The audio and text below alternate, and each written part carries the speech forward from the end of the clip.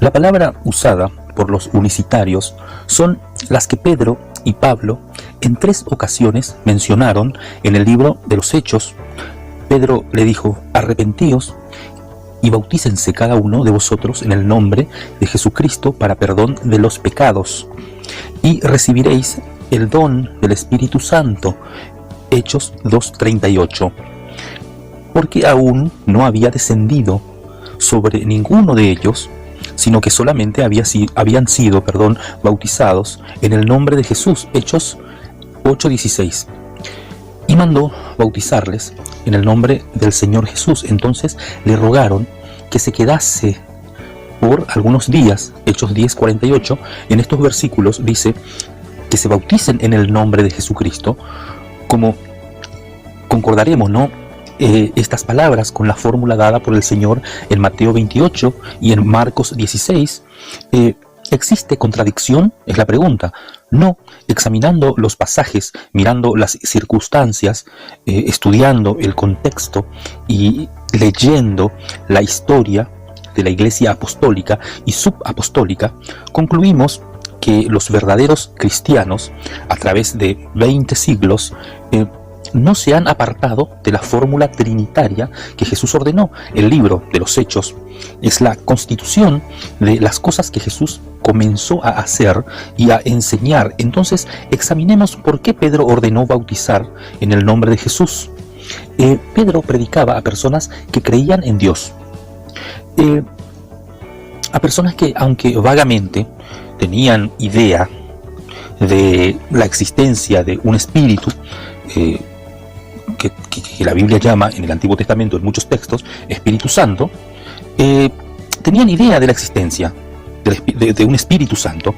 De los muchos pasajes que podemos considerar al Espíritu Santo en el Antiguo Testamento como distinto e independiente de Dios Padre, hallamos los siguientes: y la tierra estaba desordenada y vacía, y las tinieblas estaban sobre la faz del abismo, y el Espíritu de Dios se movía sobre la faz de las aguas.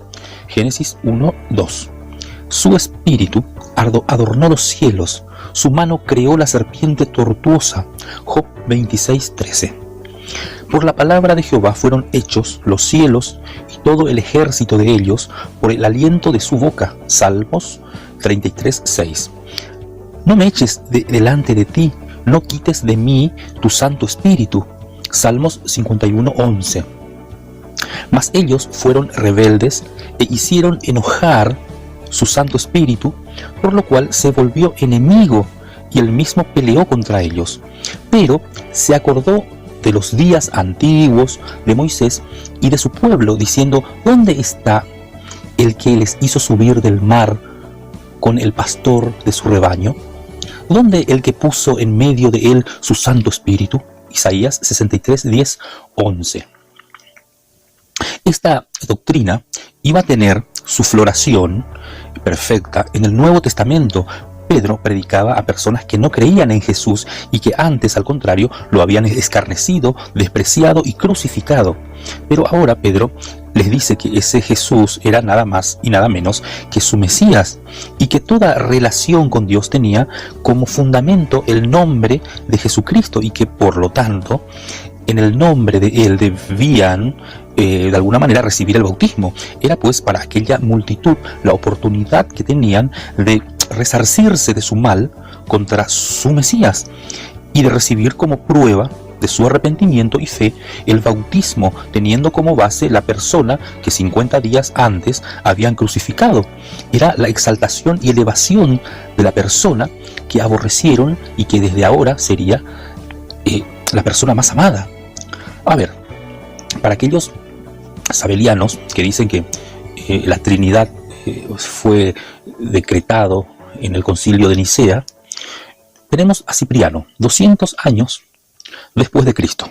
Dice: Pedro menciona aquí el nombre de Jesucristo no para omitir al Padre, sino para que el Hijo no falte de ser unido con el Padre. En los discursos sucesivos que encontramos especialmente en los primeros capítulos de Hechos, los discípulos están tratando de hacer resaltar la persona de Jesucristo, porque Ella era la que había tomado cuerpo humano para poder ofrecer por los hombres el sacrificio perfecto. En cuanto a los 3.000, se debe pensar que no fueron bautizados en el acto, lo que no había sido posible. La expresión "y se añadieron aquel día" no implica necesariamente que su bautismo haya sido celebrado el mismo día. Una instrucción les fue dada más tarde, según Hechos 2:42. Y perseveraban en la doctrina de los apóstoles, en comunión unos con otros, en el partimiento del pan y en las oraciones. Existen otros bautismos.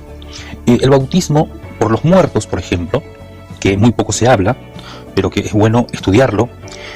De otro modo, dice el texto: ¿qué harán los que se bautizan por los muertos, si en ninguna manera los muertos resucitan? ¿Por qué pues se bautizan por los muertos? Esto está en 1 Corintios capítulo 15, versículo 29. Seguramente era una costumbre entre los fariseos que se extendió a muchas regiones, en que las personas se bautizaban en el nombre de una persona muerta, un familiar, pensando así imitarle aquí y verle en la resurrección. Paréntesis, ¿no? Los mormones practican este bautismo. Ojo, no digo que sea bíblico, porque según algunos estudios era una práctica farisea. Bien, el bautismo de Juan, yo a la verdad os bautizo, dice, en agua, ¿no? Para arrepentimiento. Pero el que viene tras mí, cuyo calzado yo no soy digno de llevar, es más poderoso que yo. Él os bautizará en Espíritu Santo y fuego. Mateo 3:11. Después de esto, vino Jesús con sus discípulos a la tierra de Judea y estuvo allí con ellos y bautizaba. Juan 3:22. Este había sido instruido en el camino del Señor y siendo de espíritu fervoroso, hablaba y señalaba diligentemente lo concerniente al Señor, aunque solamente conocía el bautismo de Juan. Hechos 18:25. Entonces dijo: ¿en qué pues fuisteis bautizados? Ellos dijeron: en el bautismo de Juan. Hechos 19:3. Cuando Pedro dice que se bauticen en el nombre de Jesucristo, era para hacer la diferencia de esos bautismos, para que los creyentes no creyeran que era seguir las costumbres existentes en cuanto al bautismo. ¿Quién puede probar que al bajar al agua, los discípulos no usaron la fórmula dada por el Señor en Mateo 28:19? Las palabras de Pedro en Hechos 2:38 y en los demás versículos que hablan de bautizarse en el nombre de Jesucristo no contribuyen ni representan en lo más mínimo una fórmula bautismal, sino que eran sencillamente una declaración que tales personas eran bautizadas y reconocían a Jesús como Señor y Cristo.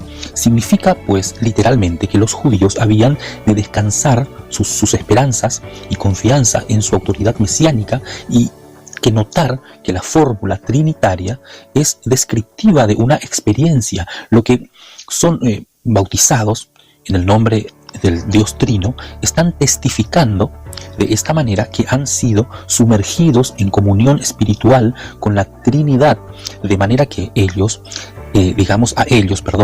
se les puede decir la gracia del Señor Jesucristo, el amor de Dios y la comunión del Espíritu Santo sean con todos vosotros.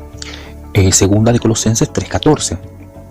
En los demás pasajes encontramos a Felipe, Pedro y Pablo demostrando por medio de sus mensajes cómo las tres personas colaboraron en la redención de los hombres. Si en alguna parte se ve a la Trinidad en acción, es en el libro de los Hechos. En las epístolas no hay pasaje donde no se mencione sino las tres, a lo menos dos. ¿Quién puede negar que a estos creyentes no les fue dada la debida instrucción sobre la fresca enseñanza del Señor acerca del bautismo y la Trinidad? En relación a esto último, el testimonio de la historia es concluyente. Ignacio, 100 años después de Cristo, quien debió conocer al apóstol Juan, este hombre, dice: no hay tres padres, ni tres hijos, ni tres consoladores, pues cuando el Señor mandó a hacer discípulos en todas las naciones, los mandó a bautizar en el nombre del Padre y del Hijo y del Espíritu Santo, no en tres nombres ni en tres encarnaciones, sino en los tres que tienen el mismo honor. Después tenemos a Justino, mártir, en 1605 después de Cristo, dice, en uno de sus libros, son traídos los catecumenos a un lugar donde hay agua y reciben de nosotros el bautismo de agua, en el nombre del Padre, Señor de todo el universo, y de nuestro Salvador Jesucristo y del Espíritu Santo. En uno de los libros más antiguos de la Iglesia primitiva, la Didache, enseña de los 12 apóstoles, dice, ahora, concerniente al bautismo, bautizad de esta manera. Después de dar enseñanza, primeramente, sobre todas estas cosas, bautizad en el nombre del Padre, del Hijo y del Espíritu Santo. Nos faltaría lugar para incluir en el propósito de este artículo los testimonios de Tertulio, en el año 160 después de Cristo, Clemente de Alejandría, en el año 166 después de Cristo, Basilio, 826 después de Cristo, Dídimo de Alejandría, 380 después de Cristo, y la evidencia histórica de la Iglesia hasta la Reforma, y de la Reforma hasta 1958.